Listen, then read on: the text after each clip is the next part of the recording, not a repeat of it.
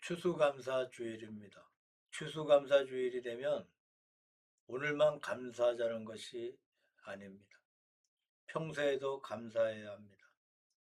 우리가 날마다 세상에서 살아가면서 감사하는 신앙생활을 해야 하는데 우리가 잊어버리고 살기 때문에 추수감사주일을 지키면서 다시 한번 하나님 앞에 우리의 마음을 드리며 나아가자는 의미입니다. 유대인들에게는 탈무드가 있습니다. 거기에 존경받는 랍비였던 아키바라는 사람의 이야기가 있는데 여러분도 들어보거나 읽어보셨는지 모르겠습니다. 하루는 그가 먼 길을 여행하게 되었는데 책을 보기 위한 등잔과 유대인 경전인 토라, 모세오경을 가지고 갔습니다. 또한 시간을 알려줄 수탉과 먼 길을 타고 갈 수 있는 나귀를 데리고 길을 떠났습니다. 여행 도중 날이 저물어서 한 마을에 들어가게 되었는데 그날 밤 머물 수 있는 집을 찾았지만 마을 사람들이 모두 그를 집에 들이기를 거절했습니다. 그렇지만 언제든지 감사하는 사람이었던 그는 마음속으로 모든 것을 선하게 인도하시는 하나님이 더 유익하게 해 주시려고 이렇게 되었을 것이다 라고 생각하며 오히려 감사했습니다. 결국 그는 마을 변두리 한 구석에 천막을 치고 잠을 자게 되었는데 아무래도 길에서 잠을 자려니까 잠이 오질 않아서 토라를 읽어야겠다고 생각하고 등불을 켰습니다. 그러나 그때 바람이 불어와서 등불이 꺼지고 말았습니다. 그래도 그는 또다시 하나님이 분명히 더 유익하게 하실 거야 라고 생각하며 감사를 드렸습니다. 다시 잠을 청하며 누웠는데 이번에는 가까이서 사나운 짐승의 울부짖는 소리가 들려왔습니다. 거기에 나귀가 놀라서 아주 도망을 쳐버렸어요. 먼 길을 가기 위해 꼭 필요한 나귀가 도망갔으니 얼마나 힘들겠습니까? 불평이 나올 만한 상황인데도 그는 하나님이 이것도 분명히 더 유익하게 하실 거야 라고 생각하며 또다시 감사를 드렸습니다. 그러나 나귀가 도망칠 때 덩달아 놀랐던 수탉도 멀리 달아나 버렸고 이제 그에게 남은 것이라고는 토라밖에 없었습니다. 그래도 그는 하나님이 분명히 더 유익하게 해 주실 거야 라고 생각하며 또다시 감사를 드렸습니다. 다음날 아침에 일찍 일어난 그는 짐을 챙겨서 마을 안으로 들어갔는데 놀라운 일이 벌어진 것을 목격하게 되었습니다. 전날 밤에 도둑대가 습격을 해서 마을이 초토화 되었고 마을 사람들은 모두 다 죽임을 당한 아주 끔찍한 일이 벌어진 것입니다. 만일 랍비 아카바의 천막에 등불이 그대로 켜져 있었다면 또한 나귀와 수탉이 그와 함께 있어서 우로됐다면 그 역시 죽음을 면치 못했을 것입니다. 어떠한 상황에서도 항상 하나님을 신뢰하며 감사하는 아카바를 하나님께서 지켜주셨다는 이야기가 이렇게 전해지고 있습니다. 우리는 삶 속에서 여러 가지 상황을 만나게 되는데 중요한 것은 어떤 상황이든지 항상 감사하는 것입니다. 어떻게 힘든 상황에서도 감사할 수 있는지 의문이 들 수 있지만 우리가 감사할 일이 있어서 감사하는 게 아니라 감사하며 살면 삶이 변화되는 것을 경험하게 됩니다. 우리들은 언제나 감사하며 사십니까? 좋은 일이 벌어져서 감사하는 것은 어느 누구나 할 수 있는 일입니다. 그런데 괴로운 일이 있어도 감사할 수 있습니까? 우리가 감사하며 살지 못하는 이유가 많지만 그 중에 가장 큰 이유는 지금 당장 벌어지고 있는 이 상황의 의미를 제대로 알지 못하기 때문입니다. 우리 믿는 사람들이 믿음의 삶을 살아갈 때 굉장히 좋은 일이 내게 벌어졌거나 나쁜 일이 벌어졌을 때에 하나님께 또는 나에게 무엇을 물어야 합니까? 과연 그럴까? 좋은 일이 벌어졌을 때 과연 이것이 나에게 좋은 일일까를 묻고 나쁜 일이 벌어졌을 때 과연 이것이 나에게 나쁜 일일까를 물어야 합니다. 나의 눈이 아니라 하나님의 눈으로 바라봐야 한다는 것입니다. 그런데 하나님의 눈으로 바라보지 못하고 자꾸 내 눈으로, 우리 눈으로 해석하려니까 좋은 일이 오면 좋아하고 나쁜 일이 오면 괴로워하고 그래서 감사하지 못하는 것입니다. 마을 사람들로부터 거절당해서 간신히 촌먹을 치고 자는데 등불이 꺼지고 또 기껏 데려온 나귀와 수탉이 짐승 울음소리에 놀라 도망가 버리는 것을 볼 때에 그런 상황에 어떻게 감사할 수 있겠습니까? 그게 어떻게 좋은 상황입니까? 과연 그런 일들은 나쁜 상황이고 하나님이 내게 왜 이러실까? 라고 하지 않겠습니까? 그렇게 판단하니까 감사보다 원망과 불평이 나오게 되는 겁니다. 그러나 오히려 그러한 일들이 사실은 주님께 감사할 제목이라는 것을 알아야 하겠습니다. 우리는 우리 인생을 잘 알지 못합니다. 불과 몇 시간 후의 일도 알지 못합니다. 그래서 우리는 나름대로 판단하는데 하나님의 눈으로 볼 때는 나에게 좋은 일이 나쁜 일일 수도 있고 나쁜 일이 사실은 좋은 일일 수도 있습니다. 하나님께서 우리 삶에 일어나는 어떤 일이라도 우연히 일어나거나 우리에게 해가 되도록 허락하시는 분이 아니십니다. 그것을 깨닫고 살아가는 사람은 어떤 일이 벌어질 때, 특히 좋지 않은 일이 벌어질 때 이것이 좋은 점은 무엇인가를 생각하게 됩니다. 이것을 통해서 하나님이 내게 하려고 하시는 게 무엇인가 하고 물으며 감사하게 되고 그렇게 감사하는 사람은 삶 자체가 달라집니다. 우리가 생각해 볼 첫 번째 것은 세 가지 차원의 감사입니다. 오래전에 읽은 책에서 사랑에는 세 가지 차원이 있다는 것을 읽은 적이 있습니다. 만약의 사랑, 때문에 사랑, 그럼에도 불구하고의 사랑이 있다는 것을 읽었어요. 만약에 if 때문에 because 그럼에도 불구하고 in spite of의 사랑이 있다는 것을 읽어보았습니다. 첫째로 만약의 사랑은 상대방의 조건이 충족되면 내가 사랑하겠다는 것입니다. 상대방을 바라보면서 내가 더 예뻐지면 잘생기면 내가 사랑하겠다. 내가 돈을 많이 벌면 사랑하겠다. 내가 내 말을 잘 들으면 사랑하겠다. 내가 나에게 잘해주면 사랑하겠다. 이것이 사랑은 사랑인데 가장 낮은 단계의 사랑입니다. 두 번째로 때문에 비커주의 사랑은 상대방이 가지고 있는 어떤 것 때문에 사랑하는 것입니다. 내가 예쁘니까 잘생겼으니까 사랑한다. 내가 돈이 많고 부자라서 사랑한다. 내가 내 말을 잘 들으니까 사랑한다. 내가 나에게 잘해주니까 사랑한다. 이프의 사랑보다는 약간 낮지만 여전히 높은 수준의 사랑은 아닙니다. 세 번째로 그럼에도 불구하고 인스피트 업의 사랑은 어떤 조건이든 사랑 없이 사랑한다는 것입니다. 내가 못생겨도 사랑한다. 내가 가난해도 사랑한다. 내가 내 말을 잘 안 들어도 사랑한다. 내가 나에게 잘해주지 않아도 사랑한다. 우리들이 이렇게 할 수 있겠습니까? 물론 이 세 번째, 그럼에도 불구하고의 사랑이 가장 높은 차원의 사랑입니다.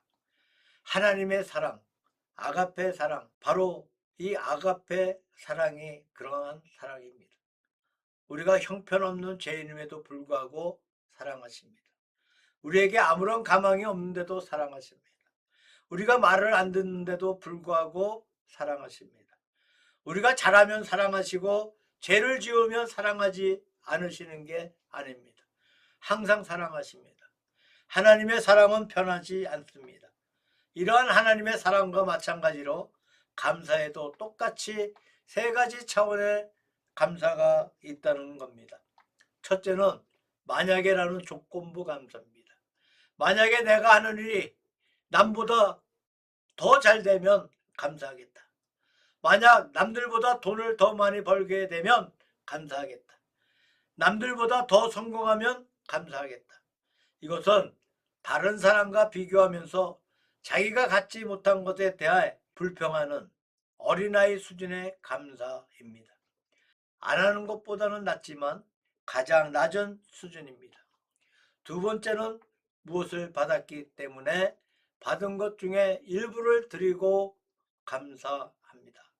상대방과 비교하고 자기보다 못한 사람과 비교하고 자신이 받은 것을 감사하는 단계예요. 그런데 우리를 포함해서 대부분 사람들은 이런 감사를 주로 하게 됩니다. 가끔 TV를 보면 아프리카에 바짝 마르고 굶어 죽어가는 아이들 영상이 나오면서 우리가 함께 마음을 모아 돕자는 광고가 나오는데 그런 모습을 보면 안 되었다고 느끼게 됩니다.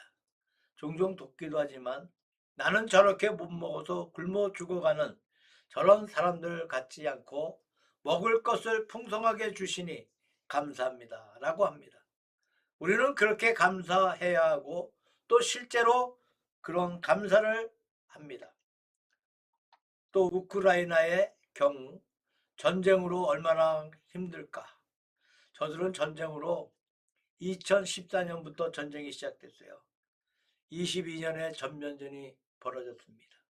10년 이상 괴로움을 당하고 있는데 나는 이렇게 편안하게 사니 얼마나 감사한가. 이런 감사가 잘못된 것은 아니지만 어려운 처지의 남들과 비교해서 감사하는 것이 최고 수준의 감사는 아니라는 겁니다. 세 번째로는 어려움을 당하거나 불행이 찾아왔지만 그럼에도 불구하고 감사하는 차원이에요. 이것은 모든 악조건 속에서도 하나님의 뜻이 있다는 것을 믿고 그분만 신뢰하면서 신실하게 인도해 주실 것을 미리 감사하는 최고 수준의 감사입니다. 뭔가 좋은 일이 생겨서 감사하는 것이 아니고 아무 일도 안 생기거나 오히려 상황이 안 좋아도 미리 감사하는 것입니다. 자기에게 없는 것, 자기가 가지지 못한 것만 생각하며 다른 사람과 비교하면서 살게 되면 그 인생은 정말 불행해집니다. 자기보다 못한 사람, 자기보다 불행하다고 생각되는 사람들과 비교하면서 감사하다고 하는 경우는 만약의 조건부 감사보다는 낫다는 겁니다. 하나님은 받은 은혜에 대해 감사할 줄 아는 사람을 기뻐하십니다.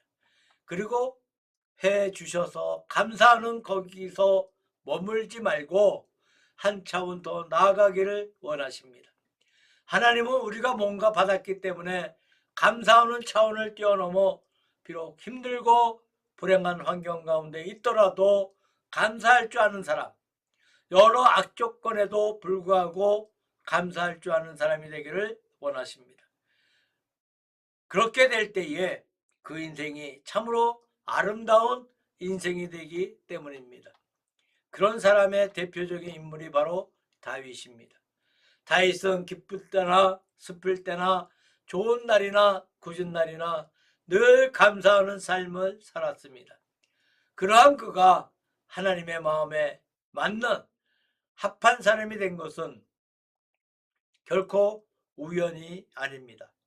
어쩌다 운이 좋아서 그렇게 된 것도 아닙니다.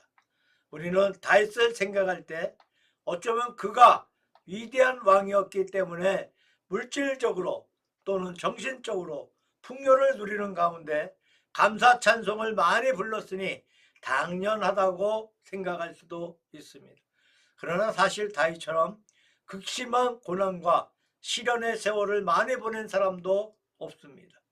우리가 당한 어떤 고난을 다 합쳐도 다윗이 당한 고난만큼 되지 않습니다. 이세의 8번째 아들 중 막내였던 다윗은 여러 형들 밑에 이 길을 펴지 못하고 그저 아버지의 양을 치면서 살아왔습니다. 집안에서 아무도 신경 쓰지 않는 아주 청덕꾸러기 아들이었어요.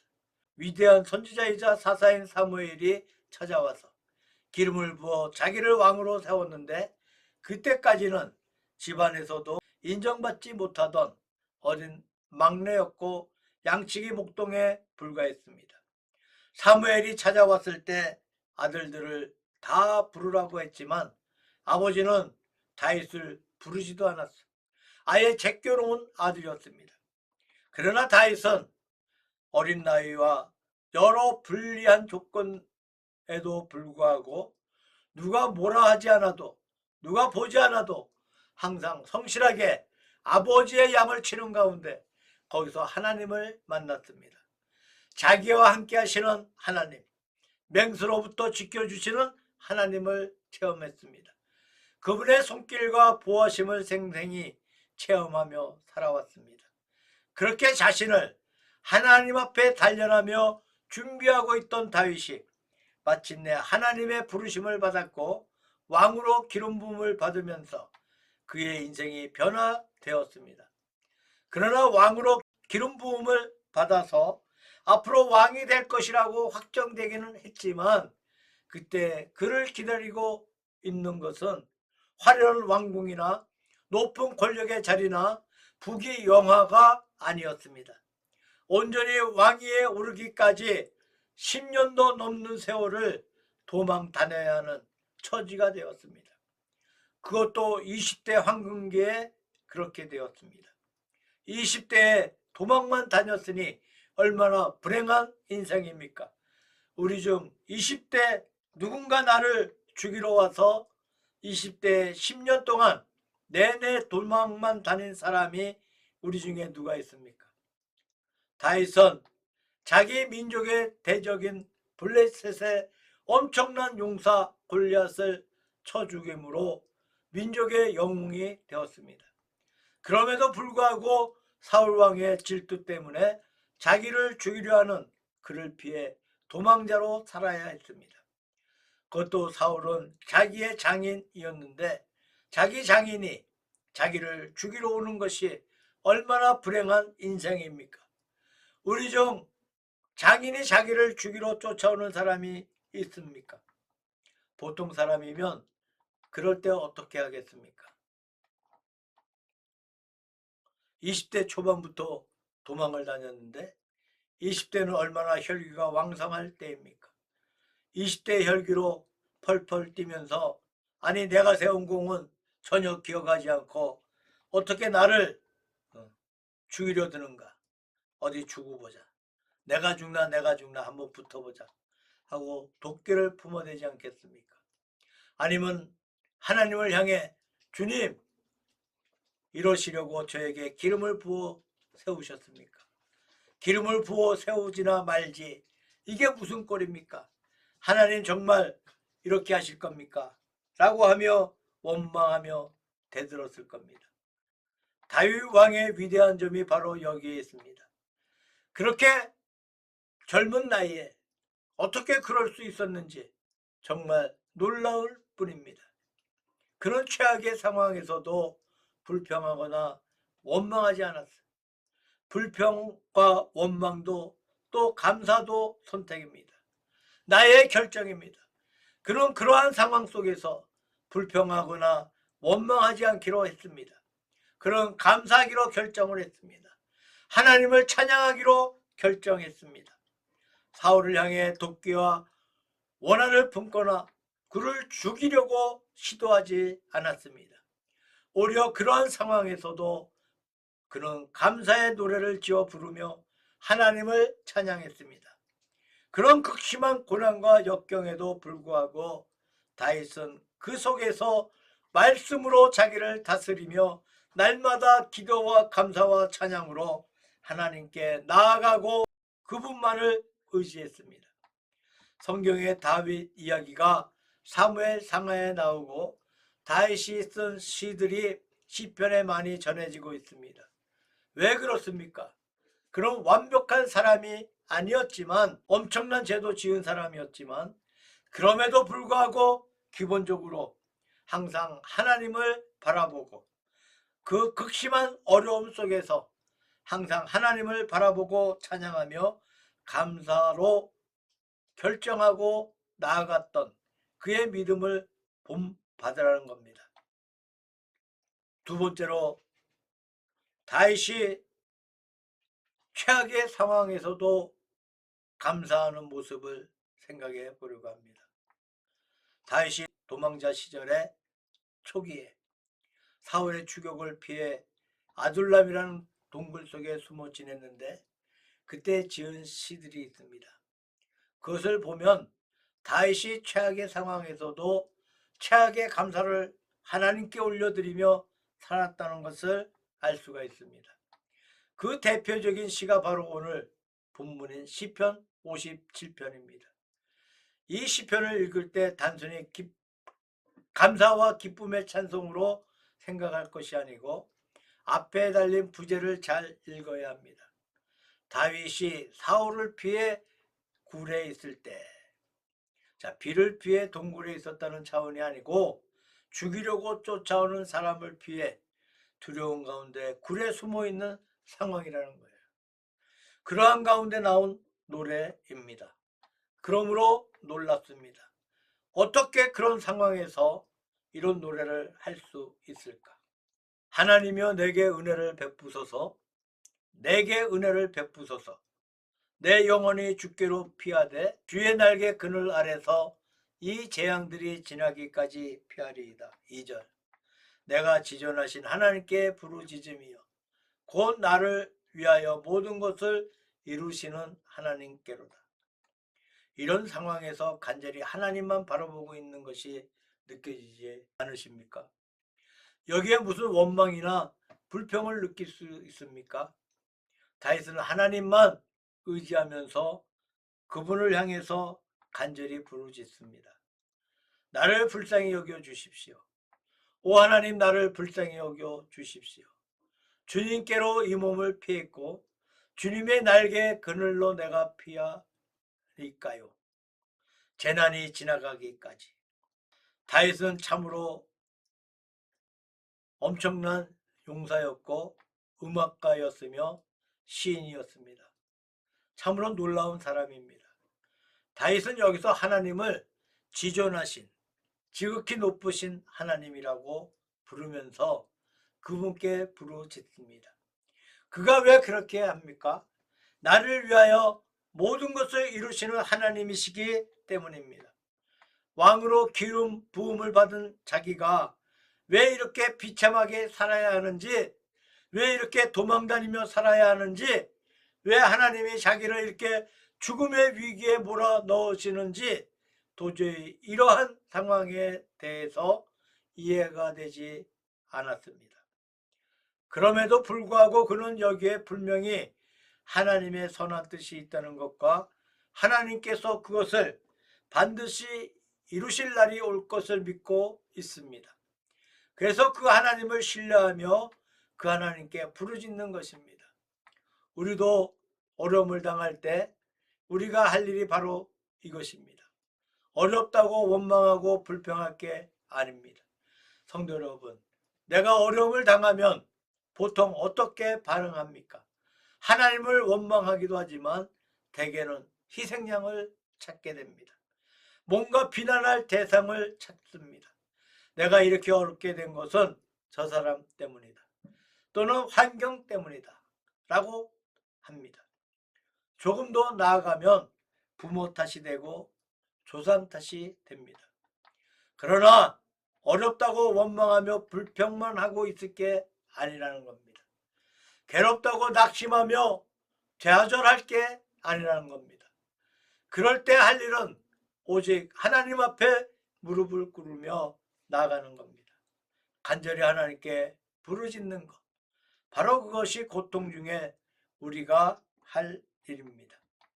어떻게 보면 우리가 하도 기도를 안 하니까 그런 걸 통해서 기도를 하라고 이야기하시는 게 아닌가 생각해 봅니다. 사실 고통스러운 상황은 하나님이 우리 귀에 대고 메가폰으로 야라고 외치는 것과 같습니다. 누군가가 이야기한 것이 기억이 나는데 하도 말로 해서 안 들으니까 엄청난 큰 소리로 야 하시고 그제야 이게 무슨 일인가 하고 쳐다보도록 하시는 게 고통의 상황이라는 겁니다. 오늘 본문 시편에서 정말 놀라운 것은 다윗이 하나님께 간절히 부르짖고 자기를 죽이려는 자들에게 아뢰은 다음에 그가 어떤 결론을 내리는가 하는 것입니다. 3절 말씀에 하나님은 하늘에서 도움을 보내 나를 구해 주십니다. 나를 물고 늘어지는 사람들을 혼란에 빠뜨리십니다. 하나님은 자신의 한결같은 사랑과 진리를 보내십니다. 이 몸은 사자들 가운데 누워 있습니다. 인간들을 집어삼키는 사자들입니다. 그들의 이빨은 창과 화살이고 그들의 혀는 날카로운 칼입니다. 하늘에서 높임 받으십시오. 오 하나님, 온 땅에 주님의 영광이 있습니다. 다윗은 지금 상황에 대해 별다른 생각이나 방법을 찾지 않습니다. 그저 하나님을 신뢰하며 그분을 찬양합니다. 바로 이런 사람이 하나님의 마음에 맞는 사람, 합한 사람인 것입니다. 이런 사람을 하나님께서 들어 쓰셨다는 것은 놀라운 일이 아닙니다. 그러면서 다윗은 죽음의 위기 속에서도 놀라운 고백을 합니다. 다윗이 지금 편안한 가운데 노래하는 게 아닙니다. 죽음의 위협을 받는 상황이에요. 그런데도 뭐라고 노래합니까? 6절 말씀 보니까 그물을 그들이 내 발에 앞에 쳤습니다. 내 몸을 내리 눌렀습니다. 내 앞에 구덩이를 파 놓았습니다. 그러나 자기들이 그 가운데로 빠졌습니다. 확고합니다. 내 마음은 오 하나님 확고합니다. 내 마음은 내가 노래하고 찬송하겠습니다. 깨어라 내 영광아, 깨어라 하프와 기타야, 내가 새벽을 깨울 테야. 5절에서 11절의 내용입니다. 복음성가 중에 내가 만민 중에 라는 가사의 대부분을 이 시편에서 가져왔습니다. 내가 만민 중에 오 주께 감사하며 주님을 찬양하리. 열방 중에서 주의 인자는 커서 하늘에 미치고 주의 진리는 넓은 궁창에 이르나니 하늘 위에 주는 높이 들리시며 주의 영광은 온 세계 위에 하늘 위에 주는 높이 들리며 주의 영광은 온 세계 위에. 그렇습니다.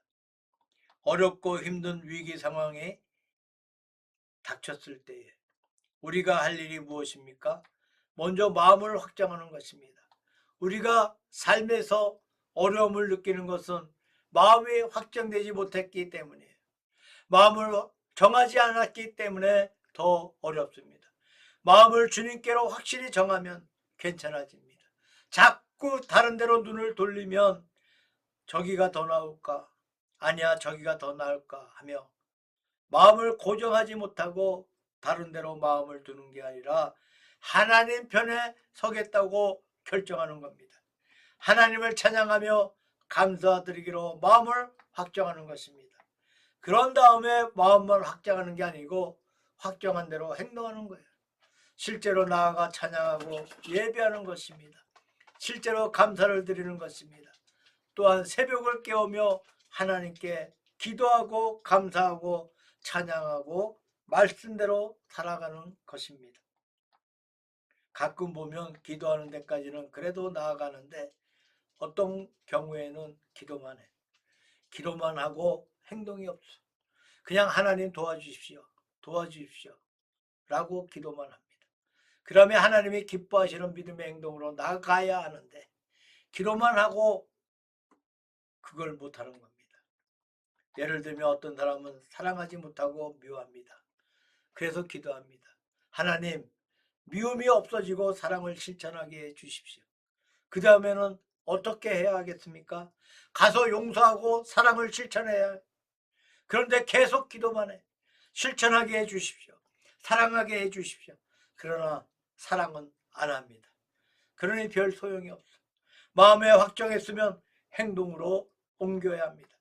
우리의 삶은 어떻게 보면 불평하고 원망할 만한 일들로 가득 차 있습니다.